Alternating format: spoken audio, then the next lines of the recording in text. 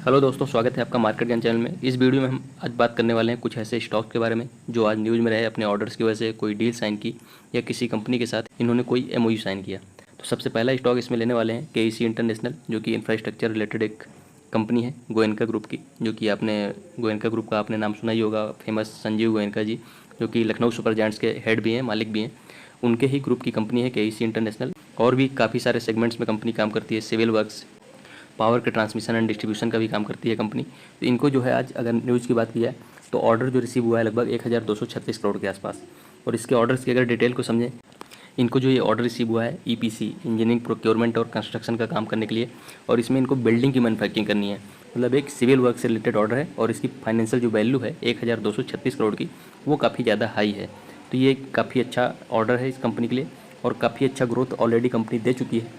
और जो ग्रुप है इनका गोयनका ग्रुप, वो भी काफ़ी अच्छा स्ट्रॉन्ग ग्रुप माना जाता है। जैसे कि बड़े बड़े ग्रुप्स हैं टाटा, रिलायंस, इन सब की जैसे ही एक गोयनका ग्रुप भी काफ़ी स्ट्रॉन्ग ग्रुप माना जाता है और काफ़ी अच्छी कंपनी है इंफ्रास्ट्रक्चर से रिलेटेड।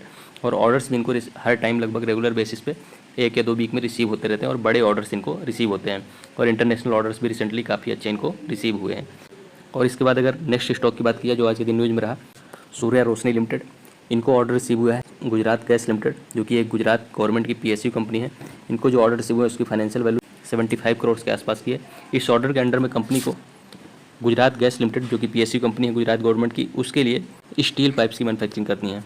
स्टील पाइप्स जो कि 4 इंच की, 6 इंच और 8 इंच एंड 12 इंच डायमीटर्स के रहने वाले हैं, उनकी मैन्युफैक्चरिंग कंपनी करेगी। और जो टाइम दिया गया है इन ऑर्डर्स को एग्जीक्यूट करने का या कंप्लीट करने का, वो 34 मंथ्स का दिया गया है। और जैसे कि मैंने पहले बताया कि इसकी फाइनेंशियल वैल्यू लगभग 75 करोड़ के आसपास की रहने वाली है। इसके बाद तीसरा जो स्टॉक न्यूज़ में रहा, रिलायंस इंफ्रास्ट्रक्चर, जो कि अनिल अंबानी ग्रुप की कंपनी है। जो रिलायंस ग्रुप है उसमें से 2 सेगमेंट्स में बटा हुआ है, एक अनिल अंबानी जी का है, एक मुकेश अंबानी जी का। ये अनिल अंबानी जी की कंपनी है रिलायंस इंफ्रास्ट्रक्चर, और दूसरी जो इनकी कंपनी है अनिल अंबानी जी की, रिलायंस पावर। तो रिलायंस इंफ्रास्ट्रक्चर को आज एक्सपोर्ट ऑर्डर रिसीव हुआ है, मतलब इंटरनेशनल ऑर्डर रिसीव हुआ है। और जो सेगमेंट है इनका डिफेंस से रिलेटेड है। एक्सपोर्ट शो करता है कि जो कंपनी की प्रेजेंस है वो इंटरनेशनल लेवल पे है, ग्लोबल लेवल पे है। सेगमेंट है या बिजनेस है वो काफ़ी ज़्यादा फ्यूचरिस्टिक है। तो डिफेंस का एक्सपोर्ट ऑर्डर होना काफ़ी अच्छा चीज़ माना जा रहा है, क्योंकि आने वाले टाइम में डिफेंस एक्सपोर्ट्स इंडिया का बढ़ने वाला है। 600 करोड़ के आसपास का ऑर्डर रिसीव हुआ है, जो कि एक जर्मनी की डिफेंस कंपनी है जिसका नाम रेन मेटल है।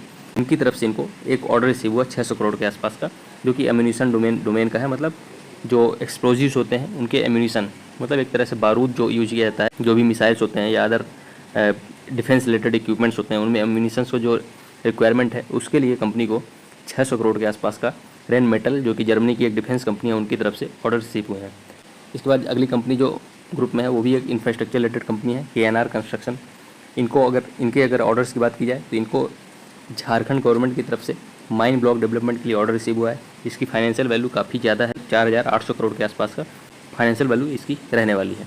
इसमें कंपनी को जो एक नई माइन होती है या खदान होती है उसको डेवलप करने के लिए और उसके ऑपरेशन के लिए दोनों का कॉन्ट्रैक्ट अलॉट हुआ है। 5 साल इनको ऑपरेशन के लिए, और इनिशियल जो डेवलपमेंट करना पड़ता है किसी माइन को ऑपरेट करने के लिए, पहले इसमें डेवलपमेंट करना पड़ता है, ऊपर का लेयर हटाया जाता है, तभी मिनरल्स जो है एक्सपोज होते हैं और उसके बाद उसमें ऑपरेशन किए जाते हैं। मतलब मिनरल्स को एक्सट्रैक्ट किया जाता है और डिफरेंट ऑपरेशंस के थ्रू उसको प्यूरीफाई किए जाते हैं। जो भी मिनरल्स होते हैं या मेटल्स होते हैं, जैसे यहाँ पे तो कोल माइन के लिए अलॉट हुआ है, तो पहले ऊपर का लेयर ओवरबर्डन बोला जाता है, ऊपर का लेयर है उसको हटाया जाएगा। उसके बाद जो कोल एक्सपोज होगा उसको ऑपरेशन के थ्रू, डिफरेंट ऑपरेशंस के थ्रू उस प्रोडक्शन किया जाएगा और उसको सप्लाई किया जाएगा। पहले कंपनी को माइन डेवलप करना है, उसके बाद उस माइन का ऑपरेशन लगभग 5 साल तक ऑपरेट करना है। और जो उस माइन का टोटल रिजर्व है वो 34.5 मिलियन टन रहने वाला है। मतलब अगर लाख टन में बात की जाए तो लगभग 345 लाख टन के आसपास का कोल रिजर्व है। तो काफ़ी बड़ा ऑर्डर है। इस ऑर्डर की फाइनेंशियल वैल्यू भी काफ़ी ज़्यादा है, लगभग 4800 करोड़ के आसपास की, और 5 साल का इसका ऑपरेशन पीरियड है। इसके बाद लिस्ट में अगर अगली कंपनी की बात की जाए जो आज के दिन न्यूज़ में रही, वेस्टर्न करियर्स। भले आपने ये इस कंपनी का नाम ना सुना हो या ज़्यादा कंपनी न्यूज़ में नहीं रहती हो, बट इसको जो ऑर्डर रिसीव हुए हैं वो काफ़ी ज़्यादा अच्छे हैं और इसकी जो फाइनेंशियल वैल्यू है वो भी काफ़ी ज़्यादा है, 558 करोड़ के आसपास। और जो कंपनी है जिनकी तरफ से ऑर्डर रिसीव हुआ है ये एक अच्छी जानी मानी कंपनी है, जिंदल स्टेनलेस लिमिटेड, जो कि जिंदल ग्रुप की काफ़ी दिग्गज कंपनी है। उनकी तरफ से 558 करोड़ के आसपास का वेस्टर्न करियर्स लिमिटेड को ऑर्डर रिसीव हुए हैं। और इन ऑर्डर्स के अंडर में कंपनी को slab, coil and sheet plate जो कि स्टील की रहने वाली है उनको डिस्पैच करना है, जो कि pan India Jindal stainless steel के प्लांट्स होंगे उनमें वेस्टर्न करियर्स इन प्रोडक्ट्स को स्लैब, फॉइल और सीट्स को सप्लाई करने वाले हैं। इस ऑर्डर को या इस फाइनेंशियल वैल्यू वाले ऑर्डर को एग्जीक्यूट करने का टाइम जो दिया गया है वो लगभग 3 साल का है। लिस्ट में अगर नेक्स्ट कंपनी की बात की जाए तो टेक्स मैको रेल इंजीनियरिंग, इसके बारे में आपने ज़रूर सुना होगा। 2 स्टॉक्स के बारे में मैं हमेशा बात करता रहता हूँ और जो अभी रेलवे सेक्टर में सबसे ज़्यादा अच्छे रिटर्न्स देने वाले स्टॉक्स हैं, Texmaco rail and engineering limited और दूसरा है टीटागढ़ रेल सिस्टम। और दोनों ही कंपनीज जो रेलवे की बोगी होती हैं, वैगन्स होते हैं, उनके डेवलपमेंट का काम करती है। बट टेक्स मैको रेल यहाँ पे काफ़ी ज़्यादा अभी एडवांस हो चुका है और काफ़ी इनको रिसेंटली ऑर्डर रिसीव हुए हैं टीटागढ़ रेल से अगर कंपेयर किया जाए तो। टेक्स मैको रेल को एक एक्सपोर्ट ऑर्डर मतलब इंटरनेशनल ऑर्डर रिसीव हुआ है आज के दिन, ये इन्होंने अपडेट शेयर किया आज। जो एक्सपोर्ट ऑर्डर है वो कैमरून कंट्री से है। कैमरून कंट्री आपने नाम सुना होगा। इनके जो ऑर्डर्स हैं, इनको अगर डिटेल में बात की जाए तो इस ऑर्डर के अंडर में इनको 560 ओपन टॉप मतलब आपने सुना होगा कि मालगाड़ी जैसे होती हैं तो टॉप ओपन होता है। इन ओपन टॉप्स वैगन्स को सप्लाई करना है कैमरून कंट्री में, जिसका नंबर होगा 560, मतलब 560 ओपन टॉप वैगन्स को सप्लाई करना है कैमरून को। और इसकी अगर फाइनेंशियल वैल्यू की बात की जाए तो लगभग 282 करोड़ के आसपास रहने वाली है। और इसके मेंटेनेंस का भी इनको कॉन्ट्रैक्ट मिला है, मतलब जो वैगन्स हैं अगर उनमें कुछ गड़बड़ी होती है तो 20 साल तक इनके मेंटेनेंस का भी कंपनी काम देखने वाली है। और इस मेंटेनेंस का जो फाइनेंशियल वैल्यू है वो लगभग 253 करोड़ के आसपास रहने वाला है। मतलब दोनों ऑर्डर्स को अगर जोड़ दिया जाए, जो वैगन्स को सप्लाई करनी है और जो मेंटेनेंस करना है 20 साल तक, इन दोनों अगर फाइनेंशियल वैल्यू को देखा जाए ऐड करके तो ये टोटल वैल्यू लगभग 535 करोड़ के आसपास हो रही है।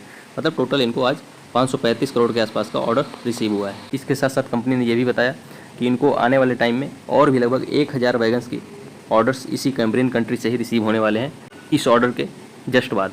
तो बहुत ही अच्छा फ्यूचर है कंपनी का और रेलवे सेक्टर से रिलेटेड कंपनी है और वैगन्स की मैन्युफैक्चरिंग करती है, जो कि रेलवे सेक्टर काफ़ी ज़्यादा एक्सपेंशन हो रहा है विद इन इंडिया और ओवरऑल ग्लोबल लेवल पर भी आगे देखेंगे अगर आप तो अदर कंट्रीज में भी रेलवे सेक्टर काफ़ी ज़्यादा एक्सपेंशन कर रहे हैं। तो इंटरनेशनल लेवल पे भी कंपनी को ऑर्डर रिसीव होने लगे हैं और विद इन इंडिया तो कंपनी को ऑर्डर रिसीव होते ही रहते हैं। और इतना ज़्यादा रेलवे में एक्सपेंशन होना है तो इसका फ्यूचर भी काफ़ी ज़्यादा ब्राइट रहने वाला है। तो ये कुछ स्टॉक्स आज के दिन न्यूज़ में रहे। धन्यवाद, मिलते हैं अगले वीडियो में।